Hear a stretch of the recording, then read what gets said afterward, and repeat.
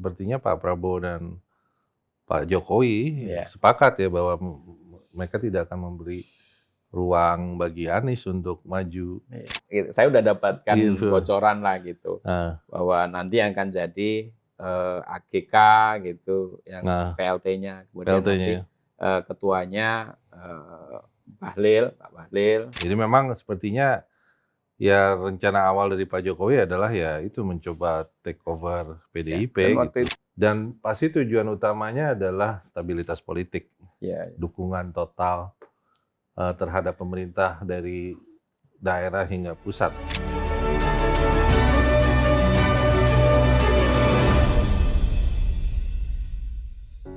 Kuda lumping berlari-lari, gak sengaja kesandung manggis. Apa kabar politik hari ini? Akankah Kim Plus singkirkan Anies? Selamat datang ke Cakep, Catatan Kebijakan Publik dan Politik bersama saya Wisnu Yuwono. Dan saya Hannibal Wijayanta. Oke, dalam episode ke-15 kali ini kita akan membahas perkembangan politik hari ini yang begitu dinamis ya. Terutama terkait dengan Anies nih. Kita lagi-lagi membicarakan mengenai kandidasi Anies sebagai Gubernur DKI. Kira-kira sebagai wartawan senior TV One, apa yang bisa di-spill kepada pemirsa? Iya nih, ini memang saat ini tampaknya Mas Anies ini sedang mendapatkan tantangan yang cukup berat. Jalannya cukup terjal nih ketika nanti kalau mau maju ke pencalonan Gubernur DKI. Karena kita tahu bahwa sejak sepekan yang lalu lah, yang lebih ini. Jadi partai-partai yang semula mendukung Mas Anies ini kan terus dilobi oleh Kim Plus namanya sekarang. Jadi ditawari beberapa posisi. Kalau yang minggu lalu yang kita sempat bicarakan kan si Gus Imin, Cak Imin itu kan sudah ketemu dengan Mas Bowo, dan kemudian konon ditawari beberapa posisi ya, sambil Cak Imin juga perlu mengamankan dirinya karena kan sedang dipansuskan oleh oleh PBNU menarik juga tuh. Ya, saya bisa tebak nggak kira-kira kursi menterinya pasti Menteri Tenaga Kerja atau Menteri Agama nih yang masih dispute ya? Ya, kalau yang awal yang minggu lalu itu konon baru yang Menteri Agama. Nah, tambahan baru ini konon ya Menteri Tenaga Kerja karena rupanya itu menjadi tradisi kan? Tradisinya PKB biasanya untuk mendapat posisi itu kan? Betul. Jadi, nah selain itu juga PKS konon juga sudah mendapatkan tawaran bahkan untuk menjadi kawan duetnya Mas Ridwan Kamil. Mas Ridwan Kamil menjadi Suwondo ya, mantan Menteri Pertanian. Suswono ya. Nah sebenarnya itu kan ceritanya konon sebenarnya tadi awalnya bukan Mas Suswono. Tapi ada anak muda lah yang lebih dekat dengan Ketua Dewan Suro PKS gitu. Nah, tapi kemudian karena masih dianggap terlalu muda, kemudian pilihannya konon cenderungnya ke Mas Suswono. Saya manggil Mas Suswono karena kakak kelas saya di ITB. Jadi beliau yang konon mendapatkan tawaran sehingga walaupun sebenarnya kan banyak juga di kader PKS yang menyayangkan ya, terutama yang di bawah itu atau di DKI kayak Mas Mardhani Alisera itu kan agak protes lah gitu dengan putusan itu. Tapi ya kita lihat lah ini kan tawarannya terlalu indah. Soalnya gitu. menarik pemirsa kan drama terkait dengan Anies dan PKS ya. Saya perhatikan soal voice recorder yang bocor tuh, di mana Anies merasa bahwa dia tidak pernah disyaratkan harus 40 hari mencari pasangan kan, pasangan di luar PKS supaya koalisinya memenuhi syarat gitu. Tapi ternyata dibalas juga voice note dari Ketua PKS DKI ya, siapa namanya tuh? Si Mahyudin. Pokoknya Ketua PKS DKI Jakarta ya yang mengatakan bahwa ya hal tersebut sudah disampaikan oleh Ketua Umum PKS pada tanggal minggu lalu kalau nggak salah. Jadi ya ini ternyata menarik, ada dispute terbuka ya antara tim suksesnya Anies dengan PKS gitu. Jadi kan mungkin kita bertanya-tanya ya apakah PKS serius mencalonkan Anies kemarin, karena kan sepertinya PKS harus tahu lah, maksudnya kursinya sudah kurang tapi mensyaratkan wakilnya dari PKS itu kan makin menyulitkan untuk mencari mitra koalisi gitu kan. Kalau ini kan beralasan ya, kenapa seperti itu ya, karena Mas Anies konon ditawarin masuk ke PKS masih belum mau gitu. Walaupun kalau latar belakangnya Mas Anies dari dulu kan sebenarnya dengan Jamaah Tarbiyah zaman dulu kan sebenarnya cukup dekat lah dari keluarga Masyumi juga kan, Mas Anies. Jadi ya apakah kemudian harus pakai KTA yang resmi ya kita nggak tahu lah. Iya, maksudnya kan ya itu salah satu bagian serangan dari PKS ya yang mengatakan ya Pak Anies ditawari nggak mau karena mau netral. Terus yang kedua PKS menorong karir Pak Anies waktu mendukung Pak Anies maju DKI di mungkin kalau Jakarta, dibilang menyerang mungkin agak nggak enak body mereka. Ya penjelasan. Iya, tapi maksudnya menyindir lah ya. Ya mengklaim saling berkontribusi gitu ya. Betul. Apalagi diungkit juga soal pada waktu Sandiaga Uno maju jadi cawapres Prabowo kan PKS dinyajikan wakil gubernur malah yang dapat Gerindra gitu. Tapi kan waktu itu sebenarnya bukan dalam posisi Mas Anies yang memilih siapa kan, tapi bagaimana partai-partai itu yang kemudian yang saya wani piro gitu kan, yang menyodorkan ini harus ada modalnya begitu kan. Ya jadi ya ini menunjukkan ya pemirsa bahwa memang fenomena calon independen ini semakin lama semakin sulit ya. Di satu sisi kalau mengandalkan popularitas dia bisa maju gitu ya. Tapi di sisi lain kalau terkait dengan kebijakan legislatif di DPRD-nya ya dia harus dapat persetujuan partai politik. Saya nggak membayangkan seorang calon independen yang benar-benar tidak didukung partai politik besar gitu ya. Nah ini ada nama baru yang memang mendaftarnya mau lewat jalur independen itu Komjen Dharma Pongrekun. Iya, Dharma Pongrekun. Nah, dia udah konon bisa lolos gitu, tapi juga saya tidak terlalu yakin dukungannya gitu, bahwa dia termasuk katakanlah polisi yang pinter lah gitu, kritis gitu, tapi dia tidak punya basis politik, partai politik dia nggak punya. Nah ini yang kita jadi pertanyaan. Sementara kan kalau Mas Anies yang diharapkan oleh para pendukungnya yang cukup banyak di Jakarta ini kan dengan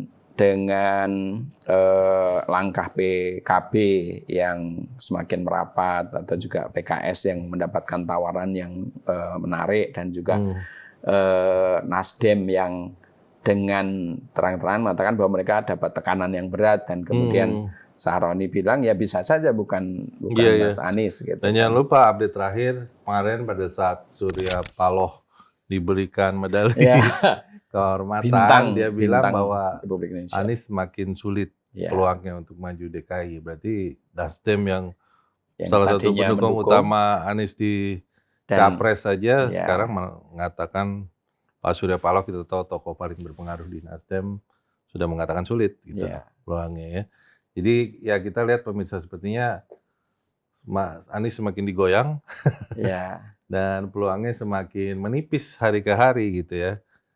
Ya di satu sisi juga koalisi maju plus emang sepertinya Pak Prabowo dan Pak Jokowi sepakat ya bahwa mereka tidak akan memberi ruang bagi Anies untuk maju di DKI ini karena memang potensi mereka sebagai ancaman ya di 2029 karena mereka ingin punya kandidat capres yang paling kuat, idealnya tentu saja Pak Prabowo ke periode kedua gitu kan dan diteruskan oleh wakil presidennya itu bisa terganggu gitu ya. Ya, walaupun kemudian kan muncul ada kemarin itu ada para pendukung Mas Anies yang dari warga Betawi itu kan ketemu dengan PDIP gitu kan.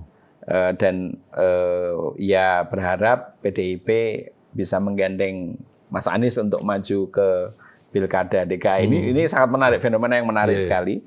Karena sebenarnya sudah agak beberapa waktu yang lalu lah PDIP kan ya diisukan sebagian ingin mengajukan Mas Anies, tapi kan juga itu masih jadi pertanyaan besar karena kan secara katakanlah ideologis itu kan sangat berbeda. Iya. Nah, hari ini yang menarik adalah Ahok mendukung pencalonan Mas Anies oleh PDIP. Oh, masa sih? Iya, hari ini. Oh iya. Makanya jadi menarik, sesuatu yang menarik. Tapi memang PDIP ini kan tergantung pada Ibu Megawati. Iya, itu dia.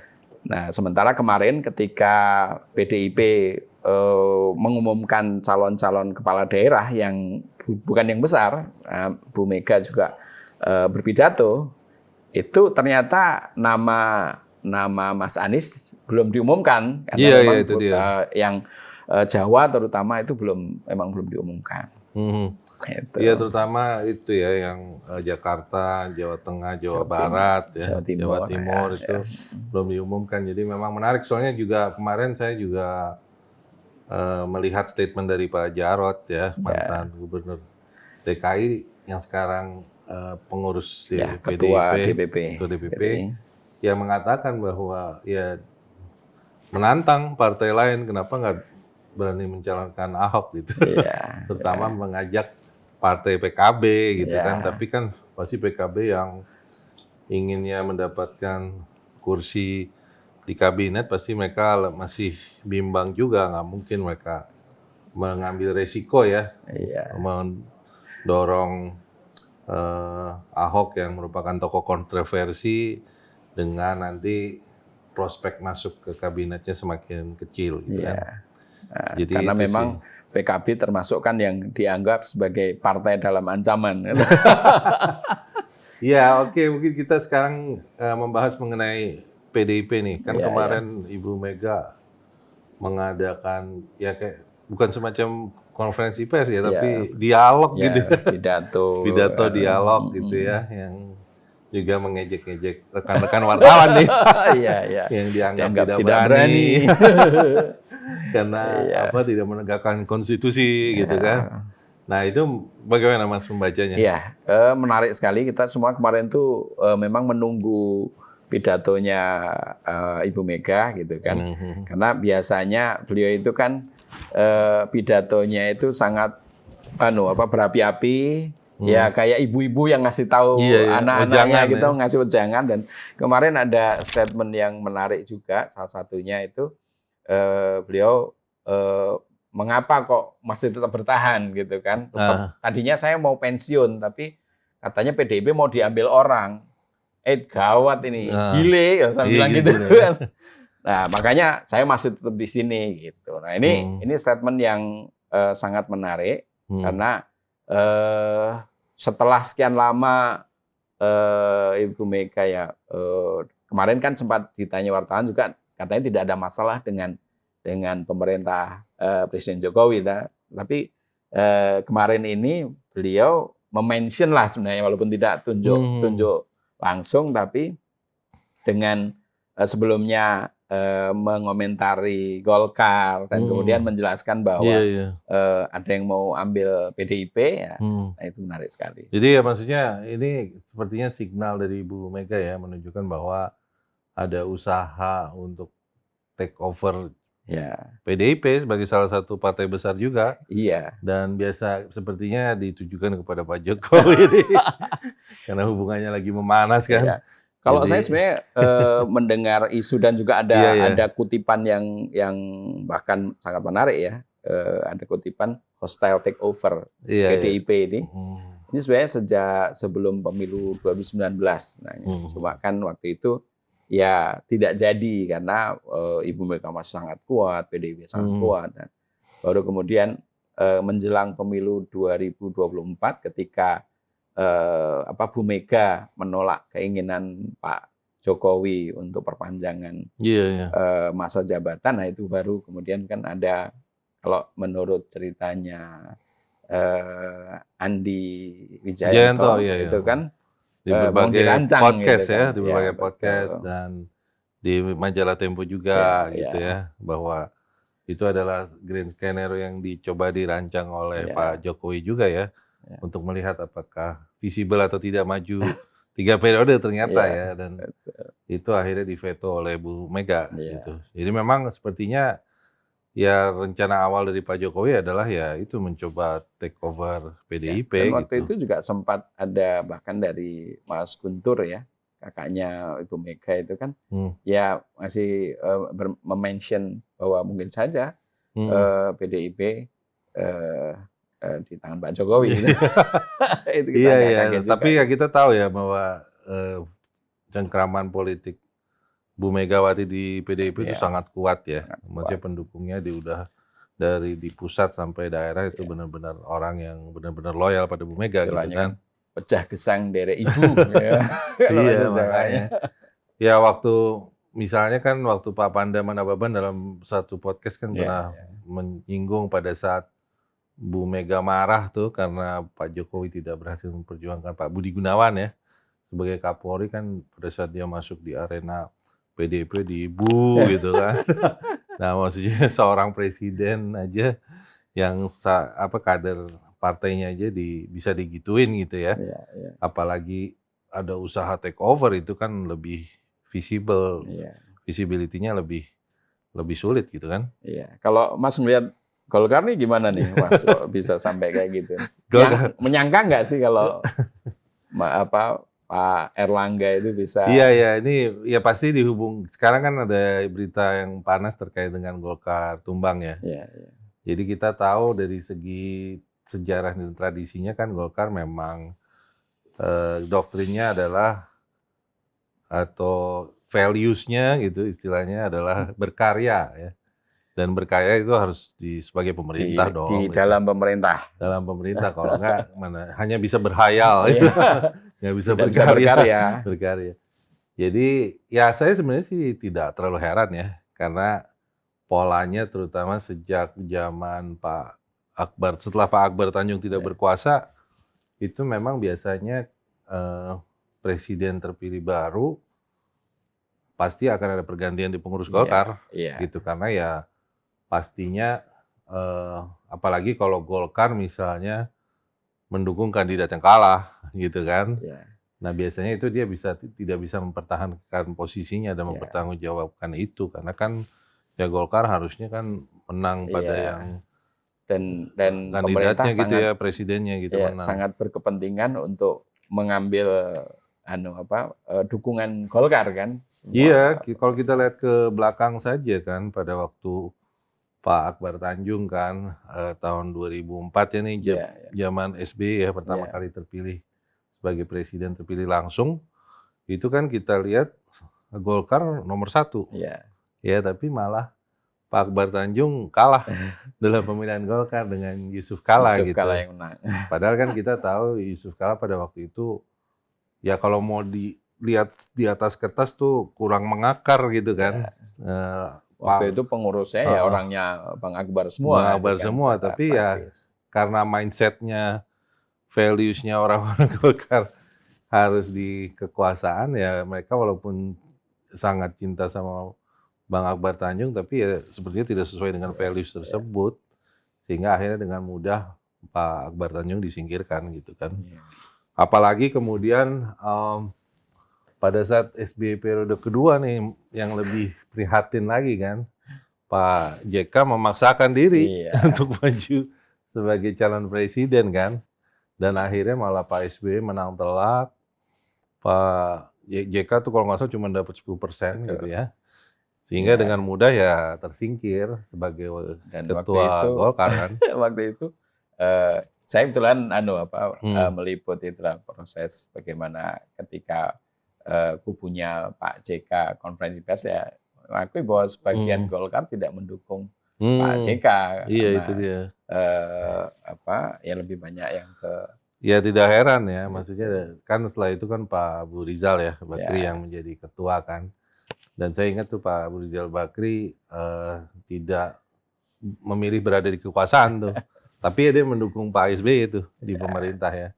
Walaupun ya kalau yang pertama kan ada di pemerintahan juga kan, tapi belum sebagai ketua umum. Iya, belum sebagai ketua umum kan, maksudnya sebagai salah satu tokoh yang dekat dengan Pak JK, makanya kan dikasih posisi Menteri Koordinator Perekonomian dan kemudian jadi Menko Kasra gitu kan. Dan kita lihat setelah Pak Jokowi terpilih yang pertama kali, itu kan saya ingat tuh Pak Jokowi berusaha membangun koalisi terbatas. Ya kan, dan pada waktu itu walaupun menggandeng tokoh Golkar, Pak JK, tapi kan Pak JK dianggap tidak aktif lagi di Golkar kan, sebagai tokoh aja gitu. Dan akhirnya memang program dari Pak Jokowi itu dia pernah mencoba kalau nggak salah setahun atau 2 tahun ya untuk ini dengan koalisi terbatas itu gitu ya. Tapi ternyata nggak kuat. Tapi ternyata ya program-programnya diveto terus kan, program-programnya diveto terus sehingga akhirnya dia melakukan intervensi tuh. Golkar juga termasuk yang diintervensi kan, Pak Ical. Ada P3, Golkar, dan beberapa partai lain kan, sehingga akhirnya terjadi dualisme kepemimpinan di P3 dan di Golkar gitu ya Mas ya. Betul. Jadi saya rasa ini sesuatu yang seperti pengulangan ya. Iya, pengulangan sejarah, sebuah mungkin tradisi bagi Golkar gitu ya, bahwa Golkar harus di pihak penguasa walaupun ada elit yang mencoba membawa Golkar jadi oposisi gitu, tapi kebanyakan dari pimpinan Golkar ingin bahwa mereka memang values-nya adalah berkarya dan itu nggak bisa diganggu-gugat gitu. Yang menarik ini kan Pak Jokowi sudah tinggal 2 bulan lagi berkuasa. Kalau dari sisi tadi value-nya Golkar ada di pemerintahan, bukannya Golkar ini sudah berpihak ke Pak Prabowo? Oh gitu. Ya itu dia, maksudnya kan dalam arti, nah ini banyak spekulasi ya dalam koalisi Golkar, Gerindra dengan Pak Jokowi ini gitu ya. Kan Pak Jeffrey Giovanni ingat waktu Ketua Dewan Pembina PSI kan pernah melontarkan ide soal pembangunan barisan nasional, di Indonesia gitu ya. Seperti yang kita tahu Barisan Nasional adalah koalisi partai mayoritas yang bukan kebanyakan semuanya mayoritas Melayu kan. Ini di Malaysia ya, Melayu. Dan mereka membentuk koalisi besar yang akhirnya membawa Mahathir berkuasa lebih dari 20 tahun kan. Dan akhirnya ya setelah ada krisis, bukan setelah Mahathir turun, kemudian Mahathir juga comeback lagi, ada kasus korupsi besar di Barisan Nasional, akhirnya turun suaranya gitu ya. Dan sekarang mereka mencoba comeback. Tapi intinya ya sepertinya ini spekulasi ya, salah satu spekulasi melihat bahwa Pak Prabowo dan Pak Jokowi berpikiran untuk membangun semacam barisan nasional. Jadi bahkan mereka kayak sepertinya berpikir membangun tidak hanya di parlemen nasional tetapi turun hingga ke bawah gubernur di daerah-daerah penting gitu ya. Dan saya rasa dan pasti tujuan utamanya adalah stabilitas politik, dukungan total terhadap pemerintah dari daerah hingga pusat. Tapi dari sisi demokrasi gimana? Nanti nggak ada yang jadi anjing penjaganya, gimana nih? Ya itu dia makanya. Tapi ya untungnya bukan untungnya ya. Untungnya Pak Jokowi lagi pecah kongsi sama Bu Mega nih. Jadi PDIP lagi yang kita harapkan. Jadi sepertinya PDIP akan dipaksa oleh kondisi ya. Dipaksa oleh kondisi untuk menjadi oposisi ya. Tapi itu pun ya kita nggak tahu dinamika perkembangannya kan ke depannya. Apakah Bu Mega pada akhirnya bisa tahan 10 tahun seperti Pak SBY. Di zaman SBY itu kan 10 tahun ya. Atau ya mungkin dalam satu periode ini, tapi ya intinya saya rasa oposisi tetap perlu ya. di parlemen. Kalau nggak ada oposisi, walaupun Bu Mega sendiri tidak menyatakan bahwa tidak ada oposisi dalam sistem istilah oposisi presidensial gitu kan, beliau itu begitu. Tapi ya secara faktual kan orang yang saya tidak ada di dalam pemerintahan kan itulah yang bisa jadi oposisi itu kan. Iya. Nah, kalau nggak ada oposisi nanti gimana kalau seandainya ada ya hal-hal yang perlu dicermati itu nanti bablas semua nanti. Iya. Ya itu dia makanya maksud saya kan ya jangan sampai pemerintah itu mengulang sejarah yang terjadi di Orde Baru ya. Orde Baru atau demokrasi terpimpin gitu kan, di mana check and balance nggak ada gitu.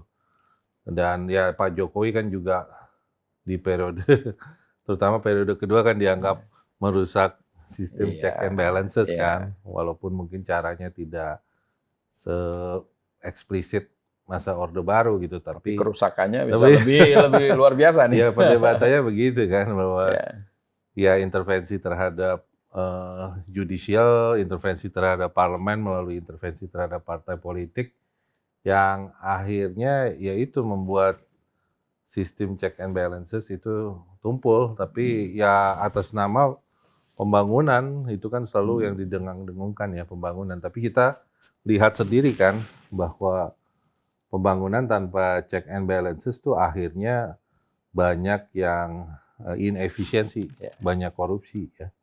Karena ya itu tadi kan, karena tidak ada check and balancesnya, lembaga pengawas itu ditumpulkan ya dari Mahkamah Konstitusi, Mahkamah Agung, kemudian BPK juga sekarang semua banyak diisi oleh politisi ya, tokoh kader politisi. Nah akhirnya ya yang terjadi pembangunan tapi inefisiensinya banyak. Ya, sementara ke depan ini kan tantangan kita ini anggaran kita itu kan agak berat ini dengan situasi ekonomi kita yang belum juga pulih sampai sekarang. Itu kan kalau seandainya pembangunan tidak efisien, apalagi kemudian diselewengkan kan ini ya akan rakyat balik lagi tidak akan mencapai kesejahteraan. Iya. Ya kan pada waktu pembicaraan kita dengan Pak Faisal Basri, ingat ya? Iya. Yang beliau mengatakan ICOR ya, Incremental Capital Output Ratio Indonesia dibandingkan negara tetangga, negara berkembang lain itu paling tinggi ya, paling tidak efisien. Dan itu berpengaruh pada investasi gitu kan. Sehingga akhirnya ya investasi berkurang, padahal Pak Jokowi selalu menggembar-gemborkan pentingnya investasi. Undang-undang Cipta Kerja sudah dibuat untuk mengundang investasi, tapi ternyata tidak cukup karena itu tadi check and balances yang substantif tidak dijalankan, sehingga ya bangunannya ada, jalannya ada, tapi waduknya ada, tapi ya inefisien gitu ya. Betul. Bahkan kan ada perdebatan ya soal proyek kereta api cepat Wush, itu kan yang pengembaliannya bisa berapa tuh? Berapa puluh tahun, berapa ratus tahun malah. Nah itu dia itu. Oke, masyarakat senang dapat transportasi, tapi pembangunannya diduga inefisiensinya tinggi gitu ya. Dan yang menikmati kan juga tidak semua orang kan, karena ya bagaimanapun juga dengan tiket sebesar itu. Pertama juga belum mencapai target untuk keuntungannya. Dengan angka yang sekarang juga tidak semua orang bisa menjangkaunya. Iya, kalau kita tebak-tebak gimana kira-kira siapa yang menjadi ketua Golkar nih? Di Mabes kan udah diumumkan ya di Mabes. Apa Munas bukan Mabes lagi? Kemarin itu sebenarnya ketika sebelum diumumkan Pak Agus Gumiwang Kartasasmita sebenarnya sore sebelumnya itu saya udah dapatkan bocoran lah gitu bahwa nanti yang akan jadi AGK gitu yang PLT-nya, kemudian nanti ketuanya Pak Bahlil, terus kemudian nanti ada SD-nya siapa-siapa itu sudah muncul. Dan kemarin dengan pengumuman Pak Agus jadi PLT Ketua Umum, wah ini udah terbukti nih, wah ini kita tinggal tunggu Next-nya siapa lagi ya Pak? Iya, iya. Ya sepertinya Gitu. kan pemirsa yang ya kita ketahui ya dengan mundurnya Pak Erlangga ya. Dan saya perkirakan sih pasti ada hubungannya dengan Pak Jokowi secara tidak langsung atau tidak langsung ya. Karena kan kita lihat kan ya kita lihat aja kan soal perbedaan kepala daerah antara yang dicalonkan. Ridwan Kamil ya, apa di Jawa Barat atau di Jakarta, kemudian Banten, Airin, kan Pak Erlangga mendukung, tapi Pak Prabowo dan ini nggak mendukung. Nah itu kan kita lihat di media kan bahwa ya apa istilahnya ketidaksetujuan, ketidaksepakaman Pak ada dan ternyata kemudian diikuti oleh Pak Erlangga mundur kan. Menurut Tempo itulah penyebabnya gitu kan. Menurut Tempo. Sementara ada juga yang lain konon karena ada akan jadi tersangka kasus minyak goreng. Iya itu ada spekulasi yang saya baca di berita-berita ya. Ada juga persoalan yang lain yang berkaitan dengan kasus kontainer. Iya, 6.415 kontainer yang tadinya tertahan di Tanjung Priok dan Tanjung Perak, dilepaskan. Iya itu, ya media menulis seperti itu ya. Jadi maksud saya sih seharusnya bukan sebuah hal yang suatu surprise gitu ya. Ada rangkaian-rangkaian peristiwa yang menunjukkan ketidaksolidan antara Golkar dengan Kimplas yang akhirnya berujung ternyata Pak Erlangga mundur dan akhirnya Munas Golkar malah dimajukan. Yang tadinya dijadwalkan Desember, Agustus kan, tanggal 20. Sudah pasti ada hubungannya dengan pembentukan kabinet lah, maksudnya gitu kan. Logika sederhana politiknya begitu. Di satu sisi, ya konon juga dari Kimplas juga pasti tidak akan melepaskan sama sekali Golkar. Justru ini adalah cara untuk makanya itu tetap merangkul Golkar dalam Kimplas dan memperkuatnya. Iya, mungkin ini salah satu skenario untuk memuluskan opsi membentuk barisan nasional itu kan Mas. Karena ya barisan nasional tidak akan terwujud kalau di Indonesia tanpa dukungan Golkar. Golkar kan partai nomor 2 terbesar kursinya gitu kan. Kalau Golkarnya tidak solid dan sejalan dengan pemerintah dari Presiden terpilih Prabowo ya tidak akan jalan. Gitu ya. Iya betul. Tapi ya kita lihat saja nanti ya pemirsa apakah skenario ini terwujud minggu depan. Kita menantikan Ketua Umum Golkar baru. Tapi saya rasa itu sudah banyak sekali yang sudah kita spill. Diperkirakan. Baik, saya rasa itu dari kami ya. Pemirsa. Terima kasih telah hadir pada episode ke-15 dari Cakep. Lihat terus, ikuti kami di YouTube channel di TV One News. Sampai jumpa di episode berikutnya. Sampai jumpa. Sampai jumpa. Terima kasih. Terima kasih.